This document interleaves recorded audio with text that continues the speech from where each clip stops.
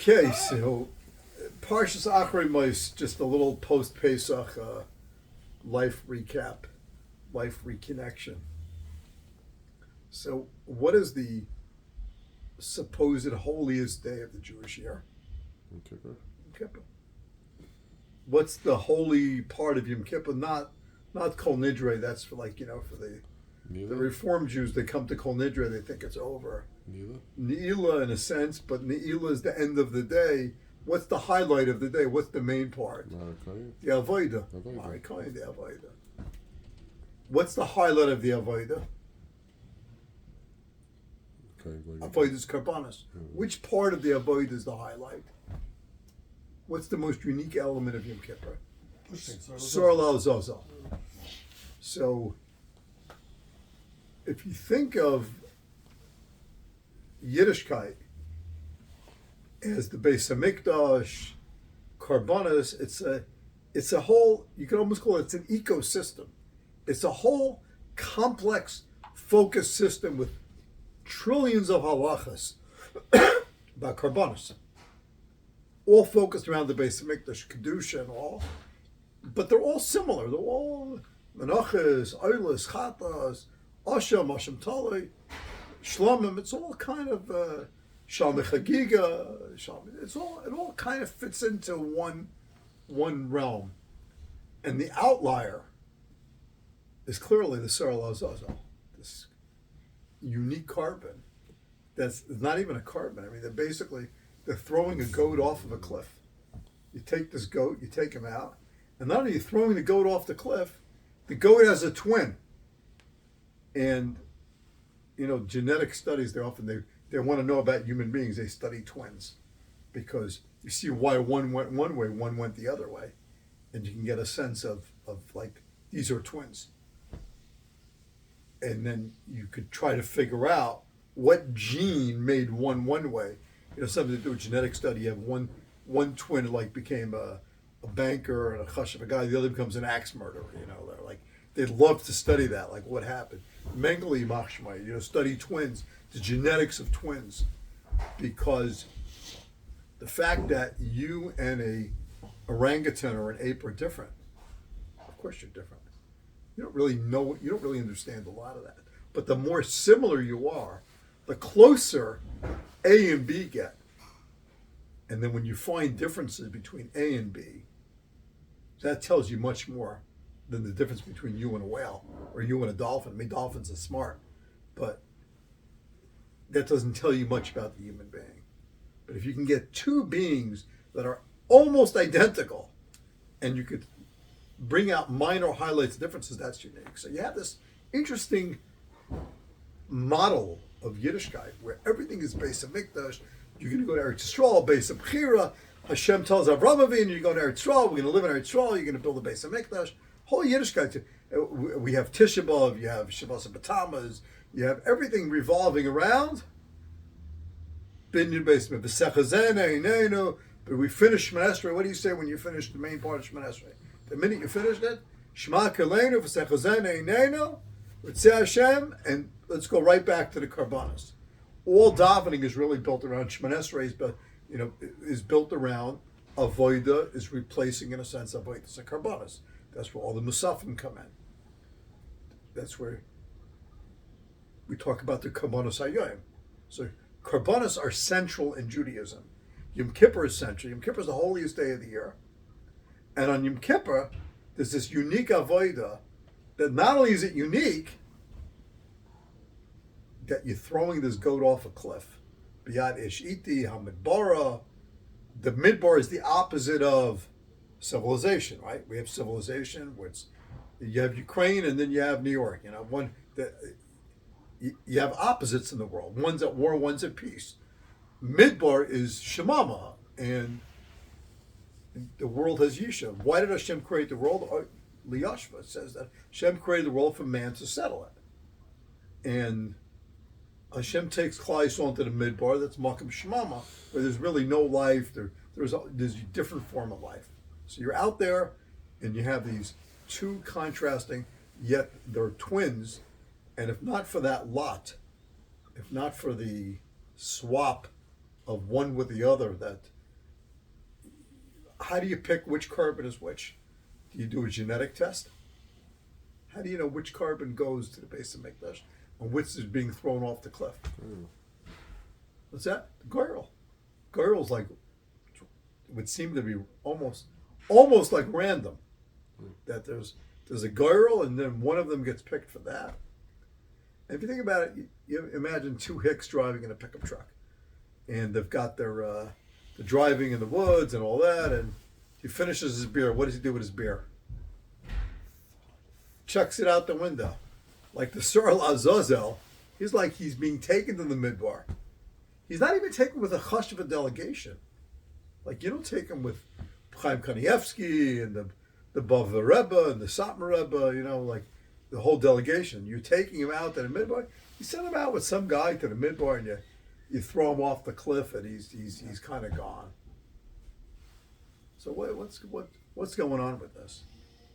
But how do you understand this uniqueness of Judaism of the Sa'ar Lazazel?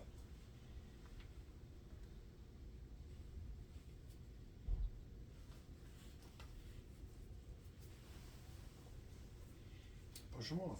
The Torah says, it's symbolic. What is it? What is this? What is this whole business? It symbolizes that the string turns white and it works, and you got to do this process. It makes people feel good. People like to see blood. I love how practical you always are. It's like Occam's razor. Yeah, the guy feels good, and People don't think too much. Just an average guy like me. Average guy like you. You go to the Rebbe, you kiss him. Kiss the Rebbe. The Rebbe, he promises you, it works, doesn't. In the meantime, psychologically, it's good. Everything is about the mind.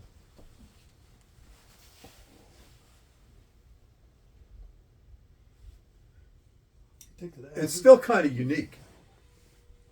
Torah's not speaking. Torah's the average IQ to the average people. Average IQ, it's emotional. It's still kind of unique. Doesn't fit the model.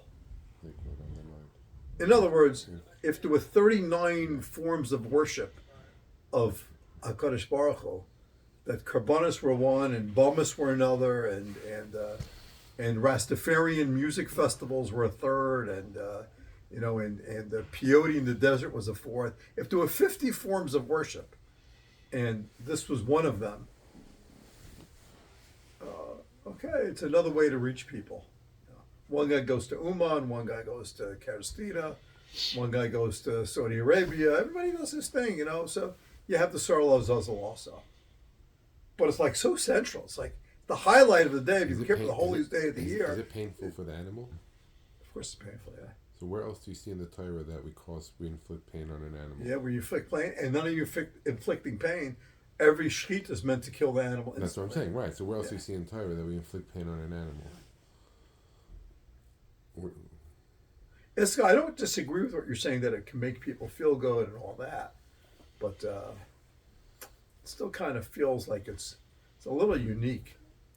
Of course, why that? It could be something else. It could be. So is that, you think it's just random?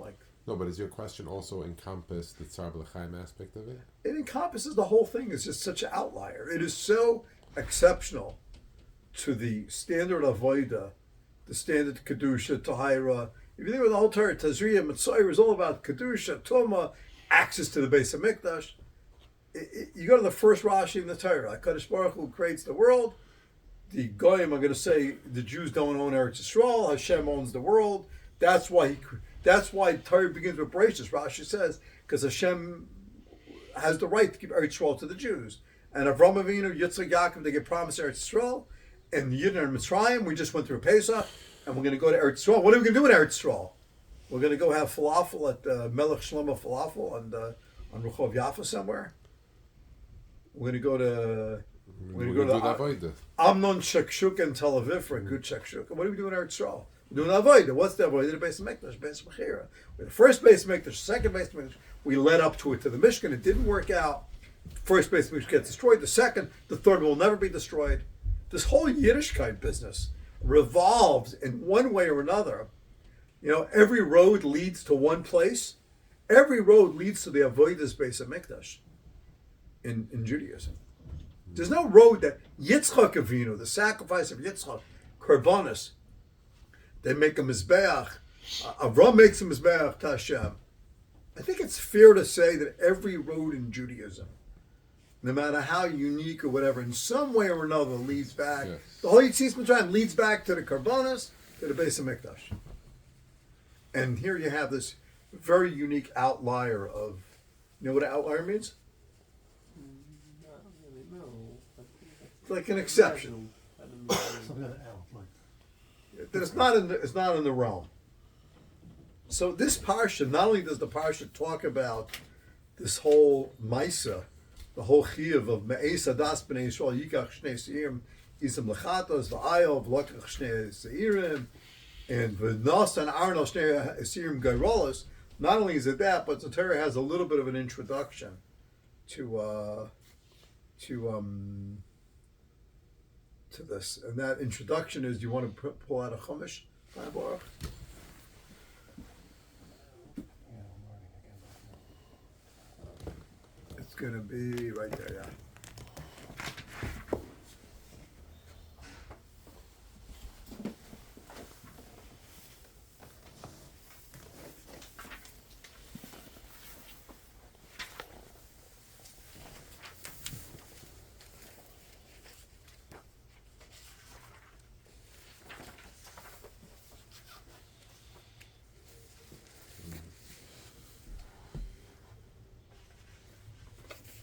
If anyone wants to go through the first couple of psukim.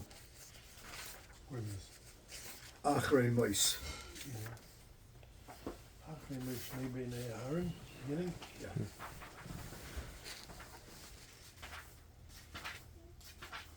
Is this really? Parshas Moshe. Hashem spoke to Moshe.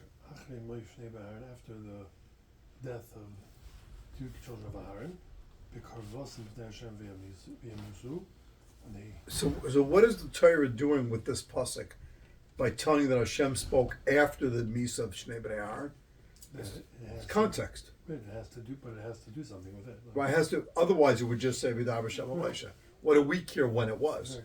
So there was such a, this is one of the clearest associations. It's not a drasha of smuchen where somehow or other you darshan, you know, Ma'inyan Shmita, Eitzel Har Sinai, or Mishpatim, Yisrael Mishpatim.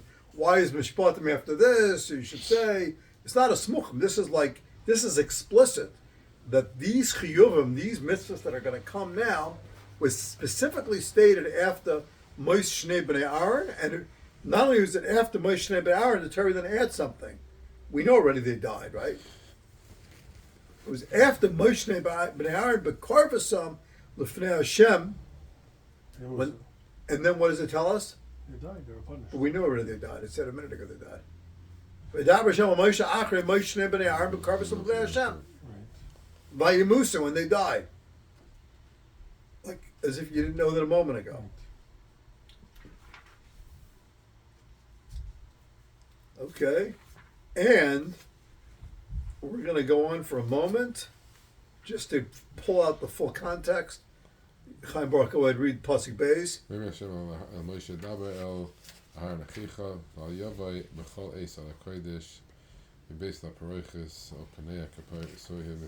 Maybe Hashem al Moshe, Hashem said to Moshe daber el Aharon Achicha, speak to Aharon your brother al Yavai, and he shall not come b'chol eis at all times al HaKodesh into the sanctuary based on paroiches within the curtain of Panei HaKaparis, the front of the cover, Asha al ha'arain, that's upon the ark, v'le yamis, so that he not die. Ki ba'anan eira el ha'kaparis, for in a cloud will I appear upon the ark cover. Okay, so please read Bezois Rashi. Bezois Yavei Aaron. Bezois. So this gematria shaloi arba meyos v'eser remes the shnei base the shnei base rishon. To the years of the Bayis Rishon. So suddenly we're popping the base of Mikdash in here. Read the next Rashi, Bezois Yavei Aaron. V'af zeh loy b'chol eis ki im b'yom ha'kapirim k'mo shemeferish b'sof ha'parsha b'chodesh shvi b'esel ha'chodesh. Okay, so we have Aaron HaKohen dying, right? I'm sorry. We have the two children dying, And they died when they got close to Hashem.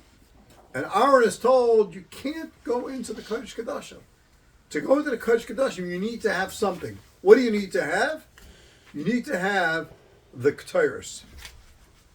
Bezois, with the Ketores, you can go into the only with the Ketores can you go in, and even the Ketores you can only go in Yom Kippur. So that whole background that we gave for Yiddishkeit, that everything revolves around the Beis HaMikdash, everything revolves around Yisrael, Beis HaMikdash, and revolves around the Avodah, the apex of the Avodah really is going to be the Ketores. And that's when you're close enough that you actually could go inside. And you can only go inside one day a year. And if not, you're going to die just like Nadav of you died. So now you have a little bit of context. There's this incredible connection to HaKadosh Baruch Hu. And that connection to HaKadosh Baruch Hu takes place at its apex, at its maximum, on Yom Kippur. And on Yom Kippur it has conditions. It can only be on that day, only be with the Ketores. And then when he goes in, what happens? What's happening at the same time? You have the Sor Zazel, which we're going to go into in a moment. So he's a condition. And then the string turns white, and everyone knows there's a Klal Yisrael as a kapara. Hopefully the Kohen Gadol doesn't die in the Kodesh Kodashim. He's worthy, and Klal Yisrael gets out. So there is some association between Sar Zazel, clearly, and this Ketores, and this whole real connection to this incredible connection to HaKadosh Baruch Hu, which is the purpose of life. Why were we created? Why are you on earth? To serve our lives. Who told you that? He told me- Did Ebba told you that? No. Adam le nivra ella. And the shel-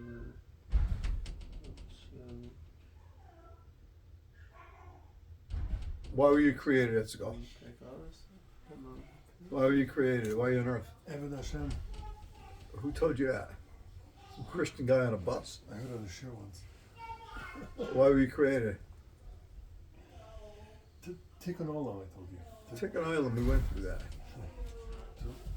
Correct. But, every person has a purpose, and we have to, I guess, purify it. We have to bring out the best, And then what? and then Mashiach will come eventually. After And then what? And then hopefully we'll live in bliss, whatever that means. What does that mean? Torah, well, Nitzchias, whatever. What does that mean? Whatever. You're like Elon Musk spaceship rocketing around space forever. We'll be humbling Mishas Haran. But what's the end goal? Be close to Hashem. L'sanig al Hashem. Adam nivra l'sanig al Hashem. Man was created to have a relationship with God. That was why he was created. Not to exist, not to do, not to serve. All that's nice, all true. Everything is true. But it's not why you were created. You were created l'sanig al Hashem. And the apex of l'sanig al Hashem, the height of it, ultimately is going to be when Mashiach comes and you get rid of the Yetzer Hara and you're able to really become like Hashem. Adam nivra l'sanig al Hashem. And if you're living and you're not l'sanig al Hashem, you're not really living, because that's not the purpose of life. You feel miserable about yourself. You feel disconnected. You don't feel right. School likes to always talk about emotions. That's when you feel off. If you're not being l'sanig al Hashem, life is pretty miserable, because you're headed to death, you're headed to oblivion, you're headed to hell if you're lucky. You know, like the hell is actually pretty good in Judaism, because Gehenna is a tikkun. Gehenna is part of the tikkun to get you into Gan Eden, to get you to that state of relationship of l'sanig al Hashem. So let's back up for a moment. In this physical world, is it in afterlife or in this world? well, in this world, the height of being l'sanig al Hashem is in Eretz Yisrael. The Ramban says all the mitzvahs, he metaphorically says, all the mitzvahs performed outside of Eretz Yisrael are just practice. You know about that Ramban, right? He said it's all practice. It's not the tachlis. It doesn't mean it's not mandatory, but it's practice. And it's in Eretz Yisrael. And in Eretz Yisrael, if you don't have the Beis HaMikdash, you have Eretz Yisrael today, but you don't have the Beis HaMikdash. You go on the Temple Mount, Gutierrez from the UN gets upset. You can't go in the temple now. It's like, it's not really yours. You don't have a base of Mikdash. You have a base of Mikdash. Even the base of Mikdash, you can't go in.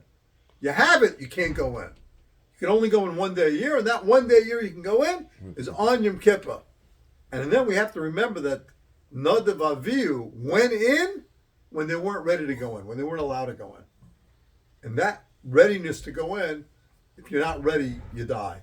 And we spoke about that the other week, about how you've got to, about Judaism preparation, and I think we went through that a little bit at some point. Did we talk about that? We did Yeah, touch I think upon. yeah.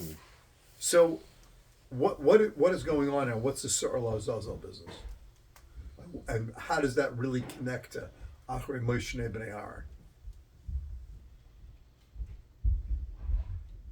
So the interesting Ramchal that I want to bring up, if I may. I'd like to hear your opinion, especially from Itzikel here. Is man fundamentally good or bad? Like, is humanity a failed experiment or is it a successful experiment? Oh wow. Like, is life good or is it bad? Is it a mess up or is it okay? Is there like a plan? Are most people doomed?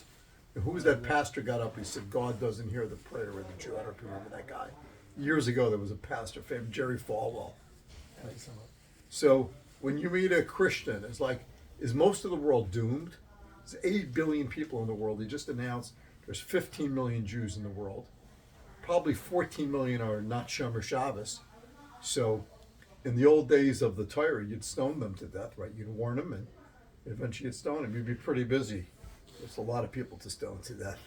So, and even of the million, half of them are in Orlando, just trying to eat as much as they can over Yontif, because they're so miserable being home, or they can't fit their families, or whatever. They're just busy with stupidities, even of the Frumyid. So, how many people really have a relationship with Hashem, where they live with an awareness of HaKadosh Baruch Hu in their daily lives?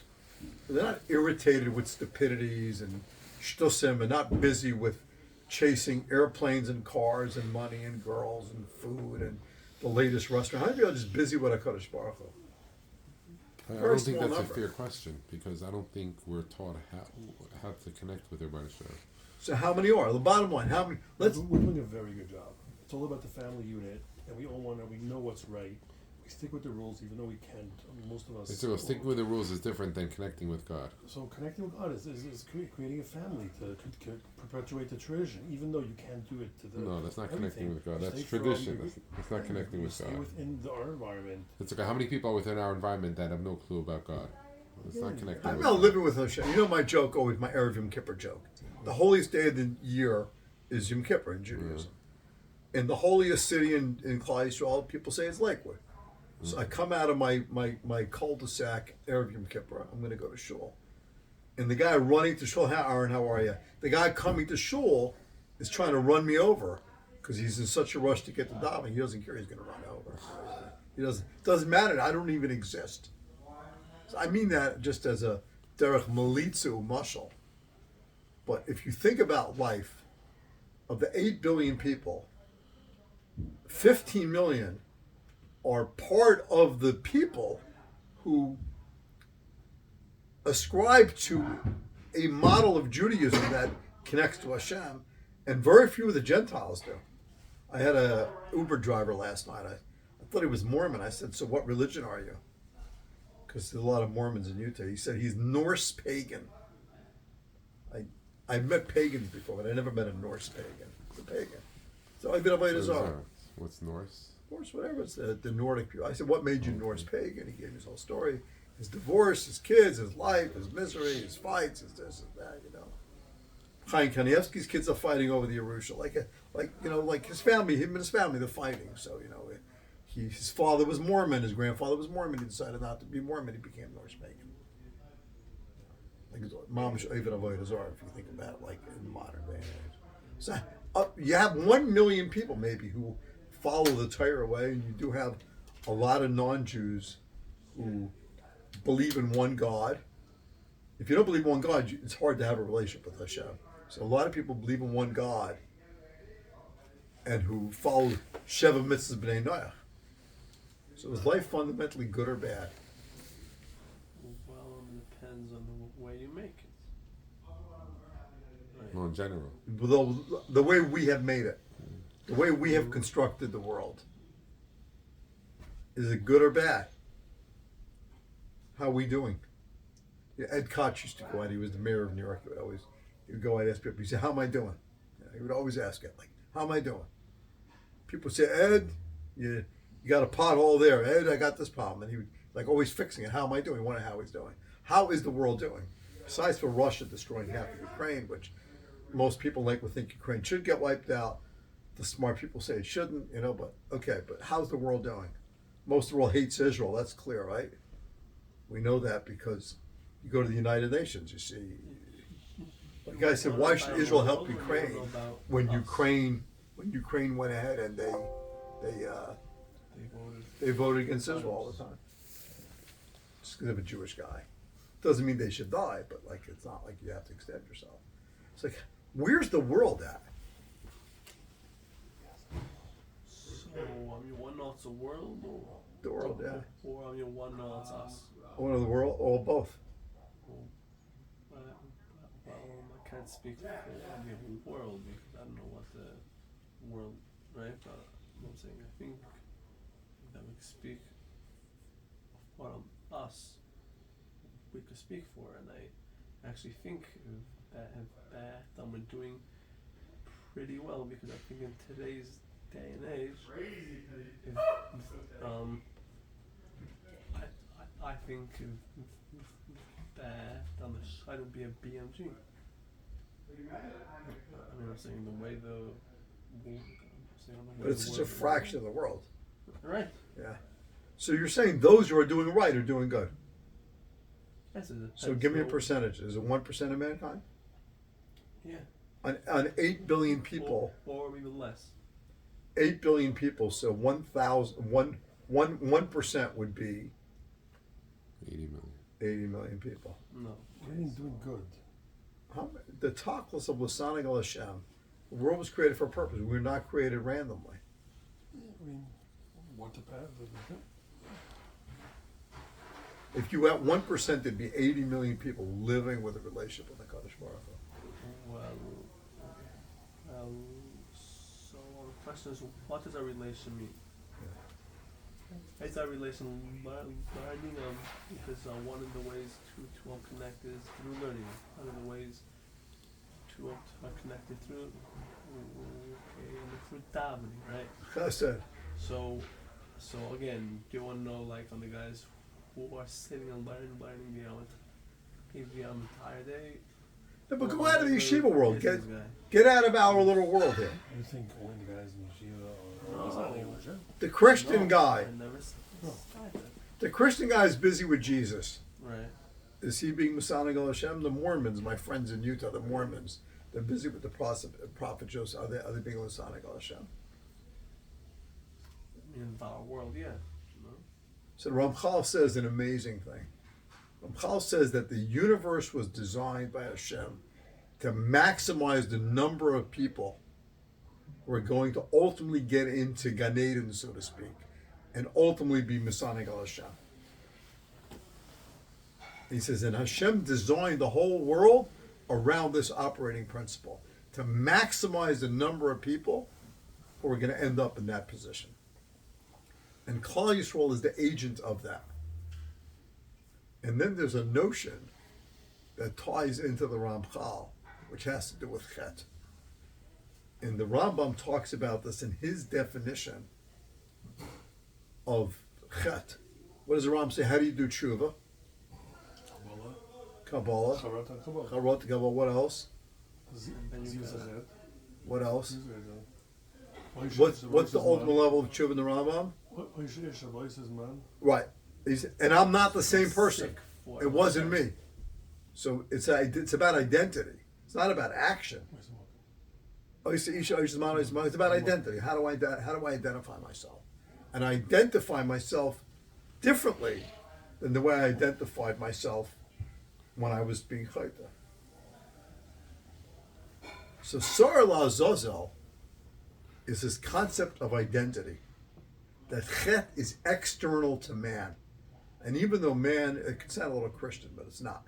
Even though Chet is such an integral part of our life. It's really external to our neshama. So it's like a flaw on a diamond. It's still a diamond. A rock is not a diamond.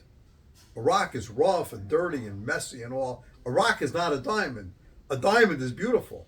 A diamond could have flaws. A diamond may need its flaws polished out. But a diamond is inherently beauty.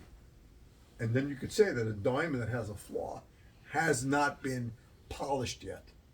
And in a sense, the flaw may be external to the diamond. So it is a concept in tshuva of identity. That's not me. I'm a different person. The Rambam says it openly. I am a different person. That's the ultimate level of tshuva. That was not me. I no longer have that identity.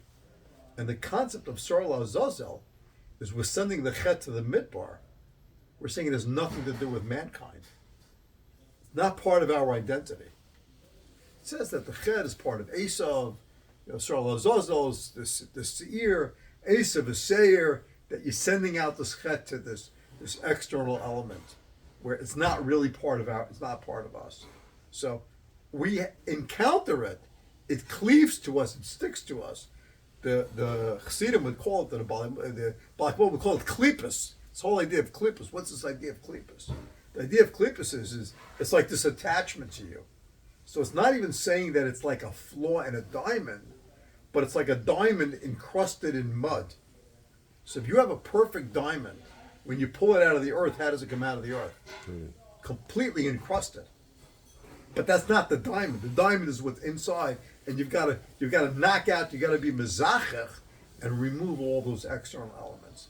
And the Avodas Yom Kippur is saying this is not us. We're sending the so'er.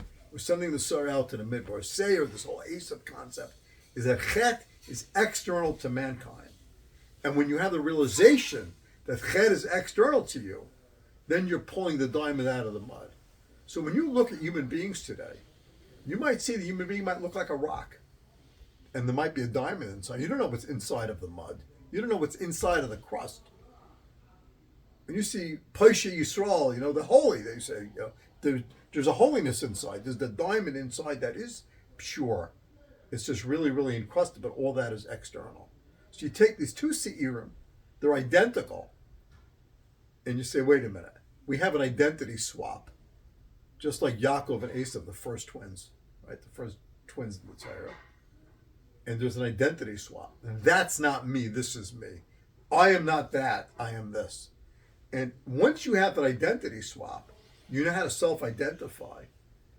The rock becomes a diamond. So you can go to the auction house and see two things for sale, a rock and a diamond. But you know that inside that rock is a 20-carat diamond, and there's a beautiful polished diamond that's 2 carats. Which one are you going to pay more money for? You're going to pay much money for the 20 carat that's encrusted in rock. You don't give a hoot what it's encrusted in, because you know what it is inside. You know it's not just a rock. You know that it's really a diamond.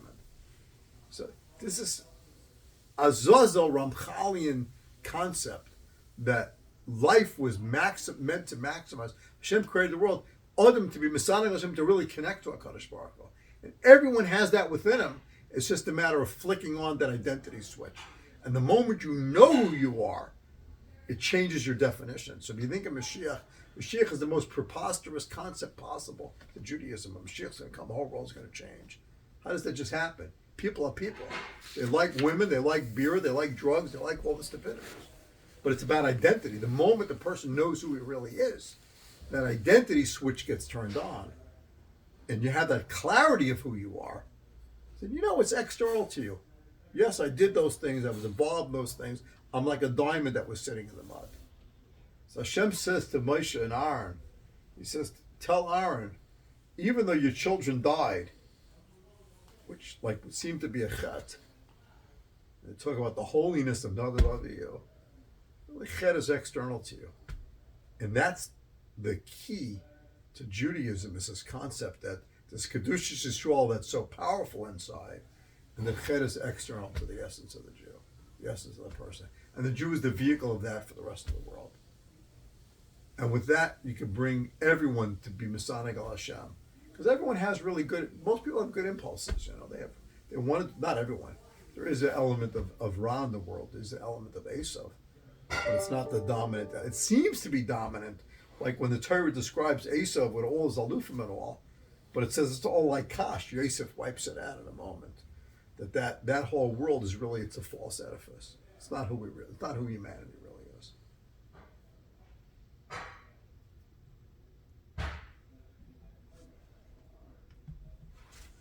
Comments, questions, thoughts?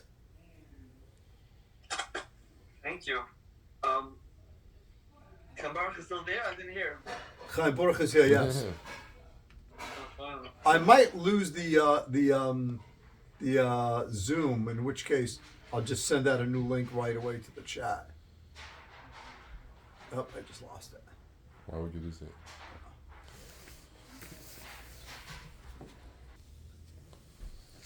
So there's a differentiation between concept and action. Between identity and circumstance. The contrast is between what your identity is versus what your circumstance is. Our circumstances are pretty bleak, but our identity is very strong. What makes a person? Well, what is the person? What is the human being? Is a human being their actions? That's what we're saying. It's not. It's not our actions. So what is human being? Human being is not their circumstance. It's not their actions. It's their essence. Belief, And their essence is a identity. God. Is a neshama. Is a godly essence.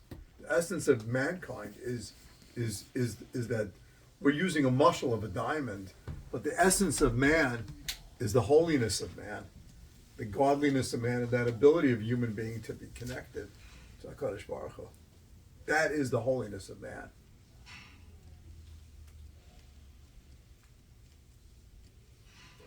So is the world good or bad? Is the world good or bad? According to this, The world's good. Yeah. It's really good. It has a problem that it needs to overcome. I'm just sending this to Tully.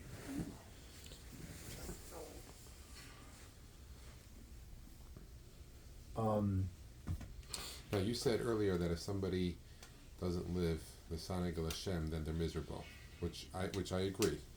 Now, if somebody does a virus, they're not living within the Saneg Hashem. So if that means, by definition, if somebody does a virus, they're miserable. What I'm getting at is that could it be that Gehenim doesn't exist after death? Gehenim is really a metaphor for while you're living, where you do an Avera, you don't have the Lasaneg Hashem, so you're miserable, and that is Gehenim. I always understood Gehenna as honesty. Is that moment of realization of honesty, the busha, the repair of just total honesty is that, we have a lot of ability to avoid our mistakes in this world. You could be married and get drunk and go rape a woman and beat up the husband and come home and go to work the next day and smile at everyone and just forget about it. We have a lot of cognitive dissonance. You could be a Russian soldier in Bucha and you could rape and shoot women and then come home and go to your Russian Orthodox church and you're holy and all. We have a lot of ability for self-deception. I'm using extremes. Yeah, so what is we have it too, So we have it with Orlando and other things. What is We have a Gehenna? real ability Right. to, I don't mean Orlando, So what does Gehenim come to the... Gehenna is where you cannot avoid the consequences of your mistakes. And the pain of in that. this world or in that world? Well, it could happen in this world, it could happen in the next world. But Gehenna is that honesty, that brutal honesty of stripping away the defenses and accepting that this is who I am and that these are my mistakes, and knowing that they're my mistakes. That's the case. So that's why you're saying Gehenim is also a tikkun, because in order to better yourself, you have to come clean. Right, and the more you do it here, the less you have to do it lost and lovely. But it's the brutal honesty. It's a total sense of Is it painful if I come to you for a therapy session and it. I come to my realization? I'm like, Real wow. real therapy is painful. Yeah. Painful for the painful, but not. It's not painful. It's not busha. Are you saying even busha for It is themselves? busha. Forgive me, I just got to get my cord off, my electric cord. Emotional honesty is always painful. You know, you make a mistake, you feel bad about it. You feel stupid. That's what the cops do, the perp walk. You know, they want the perpetrator to be mavoidish, you know. They dafka walk him out. You know, they want to be mavayashem. Half the times when half the times when they arrest people, they do it publicly. They could tell the guy, come down to the station We house. did. We offered. They don't want that. Right, come down to the station house 9 o'clock in the morning. We have an appointment. We'll put you in jail. And if you don't come, we'll send the SWAT team after. Everyone's gonna come, other than a few gangbangers. The people are gonna come down, especially the white collar crime. The guy's gonna come down, but they want to be Mavai. They want to destroy his reputation. They want to be Mavai. So if they can get a picture of a CEO of a corporation being walked down the gangplank, so to speak, with reporters shouting questions at him, and they'll tip off the reporters who's coming out the side door of the courthouse, be ready and waiting for him and all. And the FBI guys, it has a whole flavor to it. That's the element of busha. Busha is really the greatest heal. It's the greatest cure for, because it could, if you don't fight it, it can force identity. So in summary, you have this unique yontif. It's called Yom Kippur. It's the holiest day of the year. What does that mean? It's the holiest day of the year. It's the fulfillment of the year, because the time when you get closest to Hashem, when you can actually get into the Kodesh Kodashim, which is Eretz Yisrael, Beis HaBechira, Beis HaMikdash, Kodesh Kodashim. You can get into the Kodesh Kodashim, and you can only do it under certain circumstances. The Ketores, which is that bond. The Keter is Aramaic. The bond, we get the ultimate bond with Hashem, and if you're not ready for it, you die, like happened to another Baraviyu. And before you go in, you take the twins, these two carbonas that are identical, and you say, wait a minute, they look the same, but that's not me. They seem identical. They're like the twins, because twins is the greatest contrast. They seem identical, but they're really not the same. That's not me, this is me. We look the same. Two guys walk into shul. They both look like chashuva guys, nice guys. One's a thief, a criminal, a womanizer, a lowlife. The other guy's a beautiful person. They both have shlamlach and or black hats. They look exactly the same. But it's not about how you look. It's who you really are. So you're going along in life. Everyone has that within them. They've got both sides to them. And then the question of identity. Who am I? Am I the murderer of Buka? The Bucha, am I the killer? Am I the bad guy? Or am I really the holy guy? And we say, no, that's not me. I look like him. I smell like him. I sound like him. Yaakov and Esav, they are twins, but that's not me. I'm somebody else. The chet belongs to Esav. And once you can get that identity shift in your head, once you could self-define yourself as the diamond, it's irrelevant how much dirty crust there is around the diamond.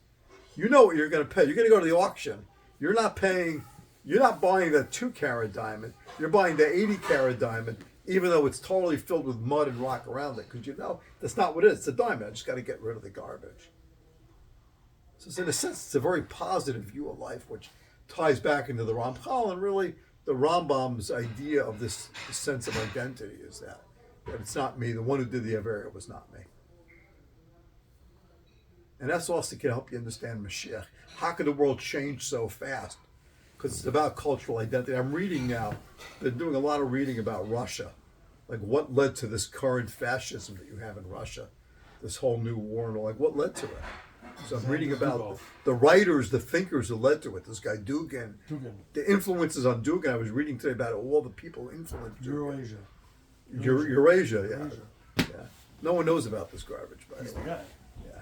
He's put in his mind. Right, so this whole Eurasia business, how it developed and all, it's like this whole Atlanticist versus land people and all, but you have to understand how it develops. It's about identity, and what happened to Putin really was an identity issue that he identifies in a certain way. And when the identity changes, the world changes. See how the same the same Gulf Arab who might have hated you 30 years ago today could be your best friend. Because the identity changes. And when mankind's identity comes to that realization, sort of like you'd see Mitzrayim, but in a different way, to the realization that we're godly beings. And we were created, why were we created?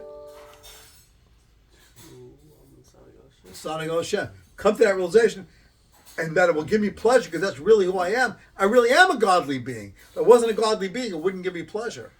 If I'm a hedonist, it wouldn't give me pleasure. What does the Yitzhar tell Adam Rishon? What does he tell Adam Rishon when he wants to do an Avera? What's the pitch? Let's go have some beers, buy some weed, and party. Let's make some Erev Shabbos brownies. What's the pitch that he makes? Yeah. What does he tell him? It's a pasuk. It's a Rashi. He wants him to be like God. The Yisum Kelakim. He says, I know who you are. You're a godly being. You're not an animal. You're not a pig. You're not a boar, a wild boar. You're not a hippopotamus who wants to wallow in the mud. I know who you are. I'm going to help you do that. You understand? He understands how to get into the mind of man, but he knows that he has to work in his identity, and you have to work with the identity. He says, you are a godly being, but I'll find a better way for you how to do that. And if you listen to me, I'll give you a better path to God.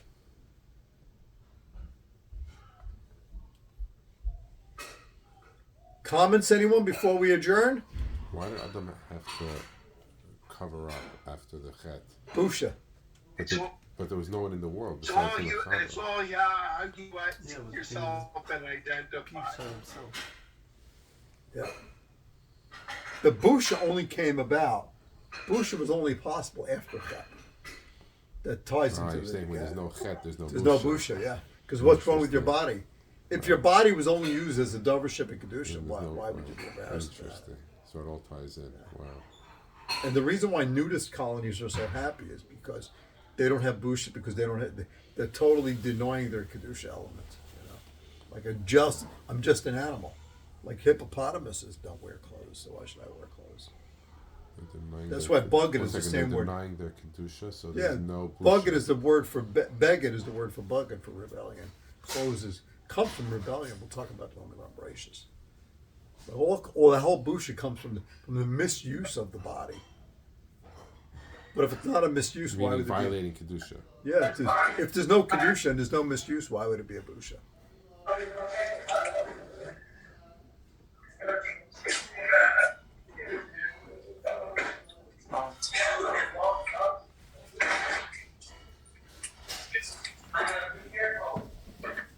All right, any last thoughts, comments before we adjourn? No. Thank you, Rabbi Isai.